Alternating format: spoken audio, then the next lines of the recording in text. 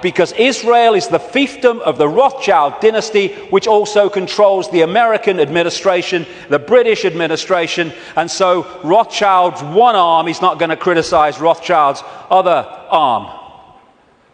In the Matrix movie, there's something called the Zion mainframe. Well, Zionism, Rothschild Zionism, is in so many ways a mainframe of this network. And it pervades all the way through. And it's not about, oh, these Jewish people here and these Jewish people there. It's Rothschild Zionists who are there, and they answer to the Rothschild dynasty. Therefore, they play out the agenda of the web in a coordinated way. Now, before I start this, a lot of names coming up. I'm going to go just through a bit of the American administration and a few other things, just to give you a feel for it, for people that haven't seen the extent of this. Before I start, one fact. Jewish people in America are less than 2% of the population. A significant number of them will not be Rothschild Zionists, and therefore the ratio of Rothschild Zionists is even smaller, significantly smaller than the 2%. Okay. Obama's immediate handler is a guy called Rahm Emanuel. He has served in the Israeli army. He's the White House Chief of Staff. He does whatever he says. His father, Emanuel's father, was a terrorist in the Irgun terrorist group that bombed Israel into existence in 1948.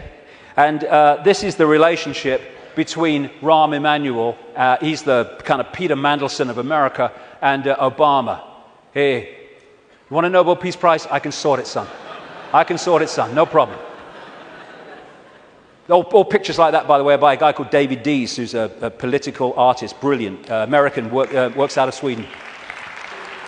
Uses images so powerfully to tell a thousand words as they go. This guy is the second handler in the White House. His name's David Axelrod, Rothschild Zionist, and he was the man who orchestrated the entire election campaigns of Obama against Hillary Clinton and then against John McCain. The main funder and orchestrator of the funding, in terms of individuals, of Obama was a guy called George Soros, Rothschild Zionist, who manipulates countries and uses his networks and funding to create coups in countries where they want to change the regime change. And he bets on currencies like he bet on the pound years ago and makes a fortune out of the demise of the economy of other countries because he has no empathy. Henry Kissinger, massive Rothschild Zionist, has served that dynasty's agenda for 40 years, if not 50 years. And he's now an advisor to Obama, even though he's officially a Republican. The American economy, the American economic team, is led by Timothy Geithner, Treasury Secretary, Rothschild Zionist, and Larry Summers, Rothschild Zionist. The entire Obama budget is run by the budget director, Peter Orszag, Rothschild Zionist. This man was advising the Russian treasury when the Russian governments were giving state assets away to Rothschild Zionist oligarchs, including Roman Abramovich, the owner of Chelsea Football Club, by the way. It's very easy to become a billionaire when a state says, have these assets worth $1 billion, billions of pounds. Thank you very much. It's a piece of cake. You could buy a football club if you want. And this man's company was also advising the Icelandic central bank in the run-up to the Icelandic crash. The Federal Reserve in America, which controls the American economy in so many ways, it's a privately owned, not government-owned central bank, and it's privately owned by the Rothschilds and the affiliates of the Rothschilds, is Bernard Bernanke, Rothschild Zionist. He replaced Alan Greenspan, Rothschild Zionist, who was head of the Federal Reserve from Reagan Bush right up into the Boy Bush administration, and he systematically took away the checks and balances which allowed the mayhem of 2008 to unfold. We keep hearing about Goldman Sachs and all the mayhem that it's created, both in the crash of 2008 and the crash of the economy in Greece, fundamentally involved Goldman Sachs. Goldman Sachs is a fiefdom of the Rothschilds, headed by Lord Blankfein, Rothschild Zionist. The World Bank, headed by a Rothschild Zionist. The IMF, International Monetary Fund, headed by a Rothschild Zionist. European Central Bank, headed by a Rothschild Zionist. A stream of so-called czars, as they call them in America, controlling different policies and areas, policy areas of the Obama administration, Rothschild Zionists, including Cass Sunstein, who has actually written a paper saying people who have conspiracy theories should either be banned from expressing them or taxed for expressing them. Taxed! Climate change policy in the Obama administration is controlled by Carol Brown, a Rothschild Zionist, and Todd Steen, Rothschild Zionist. Major area of policy. The American administration is utterly awash with Rothschild Zionists, and that is not by accident. It's because they're agents of the dynasty or agents of the control system. It's not about race.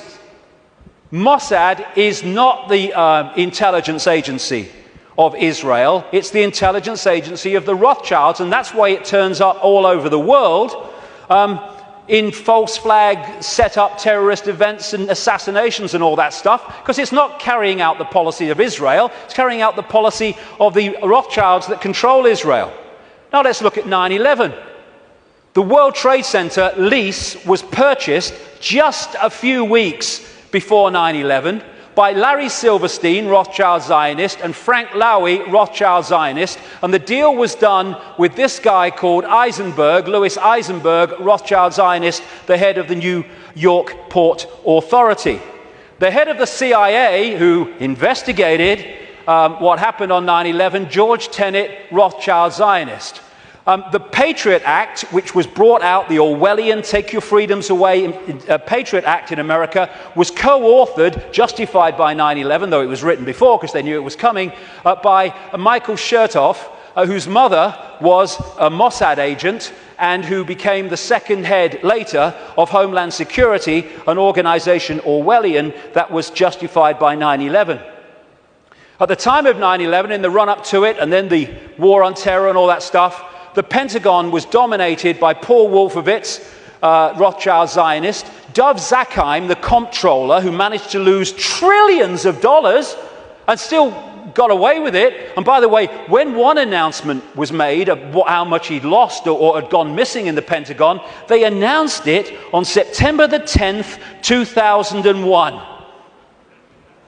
I wonder if they realized that because of that, it would never see the light of day. Dov Zakheim, Rothschild Zionist, and people like Douglas Feith or Feith, Rothschild Zionist in the Pentagon. Now, as I've said earlier, the Bush administration was dominated and controlled by what became known as the neocons, the neoconservatives, which were a Rothschild Zionist organization, led by people like Richard Pearl, Rothschild Zionist, William Crystal, Rothschild Zionist, John Bolton, Rothschild Zionist, in belief in nothing, if nothing else. And then the 9/11 Commission report, which was the official report investigating 9/11. They wanted Kissinger to head it first until the public didn't take that seriously and he had to step down. But that report, which agreed that the official story of 9/11 was true, was written and overseen by Philip Zelikow, Rothschild Zionist. The judge, Alvin Hellerstein, who is hearing and overseeing the cases of the 9/11 families, who are taking out lawsuits to try to find the truth of 9/11, etc., Rothschild Zionists making sure that truth never comes out. Think of the ratio I said earlier as I go through this. The man who coined the phrase, he was a Bush speechwriter, the axis of evil, which targeted Iraq before they invaded Iran and North Korea, was David Froome, Rothschild Zionist.